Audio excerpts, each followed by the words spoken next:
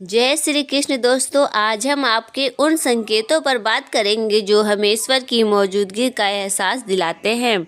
भगवान हमें अपने वास्तविक रूप में दिखाई नहीं देते हैं। तो दोस्तों, अगर हर सुबह आपको यह संकेत मिलते हैं तो आप समझ ले कि आपके घर में ईश्वर का वास हो चुका है।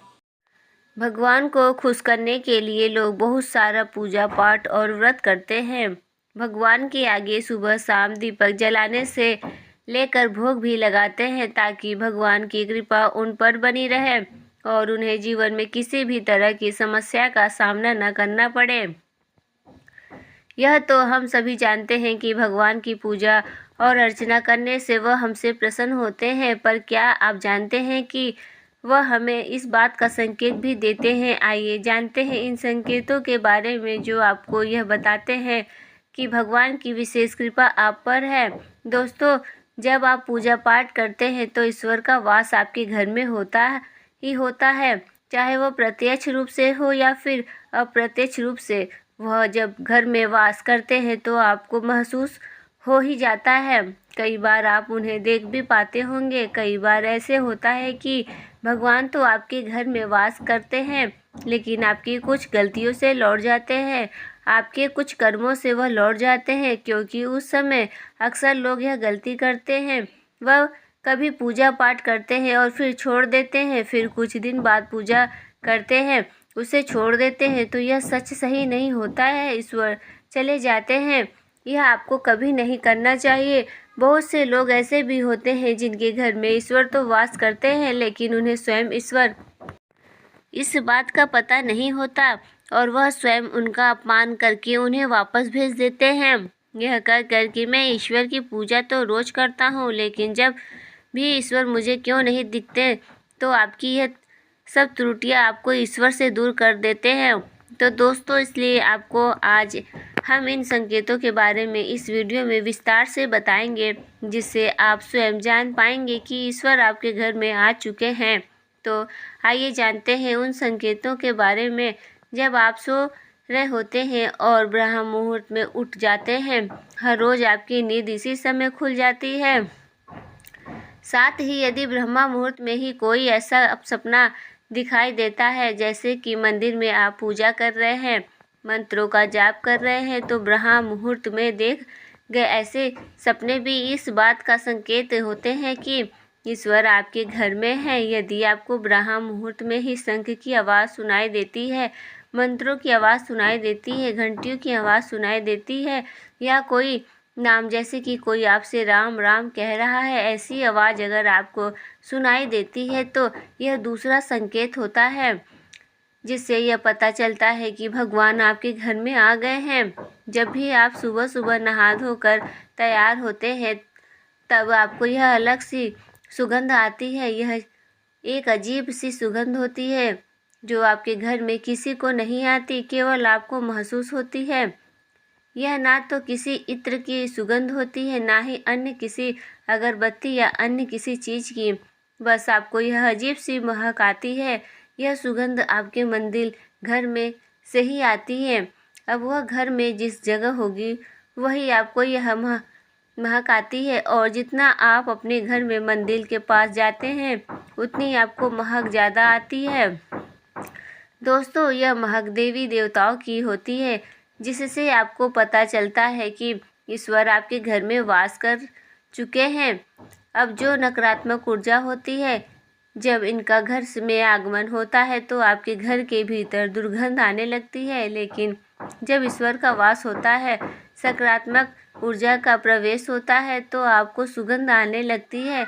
यह महक बहुत ही अच्छी होती है, प्यारी सी होती है, मीठी सी होती है, जो आपका मन पूरी तरह मोह लेती है। जब भी आप पूजा करने जाते हैं, तब इस समय यदि कोई जीव यानी कि कुत्ता, बिल्ली, गाय या फिर अन्य कोई भी व्यक्ति, बिच्छू आपके द्वार पर आ जाता है, और यह आपके साथ हफ्ते में 3-4 बार लगातार हो चुका हो रहा है कि आपके पूजा करते समय में ही वह आ रहे हैं, तो इसका मतलब है कि ईश्वर आपके घर में दस्तक दे रहे हैं, उन आगमन हो रहा है। क्योंकि जो गाय होती है वो भी माता का स्वरूप होती है, कुत्ता भी भैरव बाबा का प्रतीक माना जाता है, या फिर कोई याचक आता है तो वह भी ईश्वर के किसी न किसी रूप में आ रहा है। तो हमें कभी भी उन्हें भगाना नहीं चाहिए, बल्कि उन्हें संतुष्ट कराना चाहिए, अर्थात उन्हें भोजन करवाना चाहिए, उन्हें सम्मान देना चाहिए। पैसे का या अन्य किसी चीज़ का दान करना अलग बात है, लेकिन सबसे बड़ा दान भोजन या पानी का माना जाता है। अगर आपको रात में नींद के दौरान बार बार सपने आते हैं और सपनों में मंदिर, भगवान की मूर्ति या फोटो दिखाई देती है, तो इसका मतलब है कि आप घर पर भगवान की कृपा बनी हुई है। कई बार ऐसा होता है कि आप किसी भी चीज़ को लेने के लिए आगे बढ़ते हैं, लेकिन लेते वक्त आपके मन में उसे लेकर कुछ शंका आ जाती है। सब कुछ ठीक होने के बाद भी कुछ ऐसा होता है कि हमें उस फैसले को लेने से मन रोकता है। इसका मतलब यह माना जा सकता है कि आपके साथ किसी देवी का शक्ति आशीर्वाद है। जिन लोगों पर भगवान की कृपा होती है, वह अमीर हो या गरीब, उन्हें हर जगह सम्मान मिलता है। अगर किसी का मन मेहनत करने का भी सफलता हासिल होती है, यह भगवान की ही कृपा की निशानी है। भगवान उन्हें हर परेशानियों से बचा लेते हैं। जिन लोगों से भगवान खुश रहते हैं, हर स्थिति में खुश रहते हैं, उसके जीवन में भले ही कितने दुख क्यों ना हो, वह हमेशा खुश ही रहते हैं। उन्हें कभी भी किसी की परेशानियों से डरना नहीं लगता। वह हर मुसीबत को अपने आसानी से पार कर लेते हैं।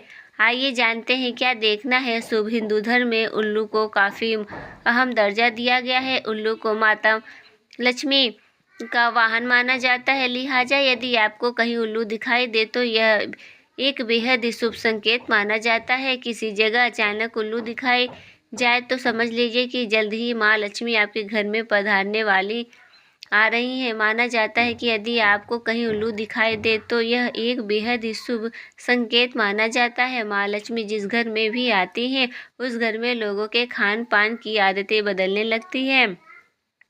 कहा जाता है कि ऐसे घरों में लोगों को भूख कम लगती है। खास बात यह है कि ऐसे लोगों को कम खाना भी पर्याप्त लगने लगता है। इसके अलावा ऐसे घरों के लोग नशा और मांसाहार से भी दूरी बनाने लगते हैं। धन की देवी माँ लक्ष्मी को साफ सफाई बहुत पसंद है। जिन घरों में साफ सफाई होती है, माता लक्ष्मी इस घर में वास करती हैं। इसके अलावा माँ लक्ष्मी को सफाई में इस्तेमाल की जाने वाली झाड़ू भी बहुत ही प्रिय होती है। कहा जाता है कि सुबह के समय कहीं जाते हुए यदि आपको कोई घर के बाहर झाड़ू लगाता हुआ दिखाई जाए तो यह बहुत ही शुभ संकेत होता है। सुबह के समय आने वाली आवाज़ें भी देती है शुभ संकेत। हिंदू धर्म में शंख को एक अहम स्थान दिया गया है। इतना ही नहीं, शंख की आवाज़ भी काफ़ी शुभ मानी जाती है, इसलिए किसी भी शुभ अवसर पर होने वाली पूजा पाठ में शंख बजाया जाता है। यदि सुबह उठने के बाद आपको यह शंख की आवाज़ सुनाई दे तो यह एक शुभ संकेत होता है। माना जाता है कि सुबह उठने के बाद शंख की आवाज़ सुनाई देना आपके घर में माँ लक्ष्मी के आगमन का संकेत देते हैं। यदि आपको लगातार 3 दिनों तक घर से निकलते समय नीलकंठ पक्षी दिखाई दे तो समझ जाइए कि भगवान ने आपकी सुन ली है आपकी जल्दी ही कोई बड़ी मनोकामना पूरी होने वाली है। नीलकंठ पंछी का दिखना महादेव की कृपा होने का इशारा होता है। यदि आपके घर के सामने अक्सर सफ़ेद गाय आने लगे या किसी दिन सफ़ेद गाय आपके घर के सामने अपने बछड़े को दूध पिलाए तो यह देवी देवताओं की आप पर कृपा होने का साफ इशारा है। यह बताता है कि आपकी पूजा प्रार्थना सफल हो रही है और आपके जीवन की सारी समस्याएं दूर होने वाली है। भगवान आपके घर सारे कष्ट और बुरे दिन खत्म करने वाला है। यदि घर के मुख्य द्वार के आसपास चिड़िया घोंसला बना ले तो यह बहुत ही शुभ संकेत होता है। यह इस बात का परिणाम है कि आपकी पूजा सफल हो गई है। चिड़िया और उनके बच्चे को गलती से भी ना सताएं, बल्कि उनके लिए दाना पानी रखें। यदि पूजा करते समय आप इतने भावपूर्ण हो जाए कि आपकी आंखों से आंसू निकलने लगे तो इस बात का संकेत है कि ईश्वर ने आपके मन की पूरी पुकार सुन ली है।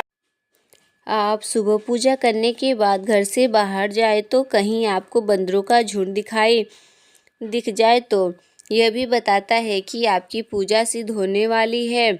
आप पर भगवान मेहरबान है। कोशिश करें कि उन बंदरों को भोजन दे। यदि आपके घर में बिना किसी अगरबत्ती, रूम स्प्रे या आर्टिफिशियल फ्रेगरेंस के इस्तेमाल के भी घर में खुशबू और ताजगी महसूस हो तो यह समझ ले कि आप पर ईश्वर की कृपा है। साथ ही जल्द से जल्द आपका दिन फिर से ने वाला है।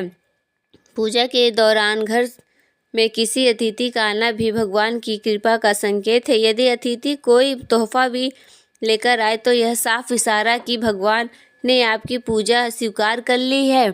यदि पूजा के समय जलाए हुए दीपक की लौ अचानक से तेजी से जलने लगे तो समझ जाइए कि आपकी पूजा सिद्ध होने वाली है और ईश्वर की कृपा से आपके दुख भरे दिन जल्द ही दूर होने वाले हैं। अगर अक्सर आपकी नींद सुबह 3 बजे से 5:30 बजे के बीच यानी कि ब्रह्म मुहूर्त में खुले तो यह भी ईश्वर का संकेत है कि भगवान आपकी भक्ति से प्रसन्न है। जिस व्यक्ति की नींद अचानक से बार बार रात के 3 बजे के बाद खुलती है तो इसे मामूली बात ना समझे। इस समय बहुत ही शुभ माना जाता है। ऐसा माना जाता है कि रात के 3 बजे के बाद देवी देवताओं की शक्तियाँ जागृत हो जाती है जो कि आपसे बहुत कुछ कहना चाहती है। ऐसे में आपका बार बार 3 बजे के बाद उठना कामयाब होने का संकेत है।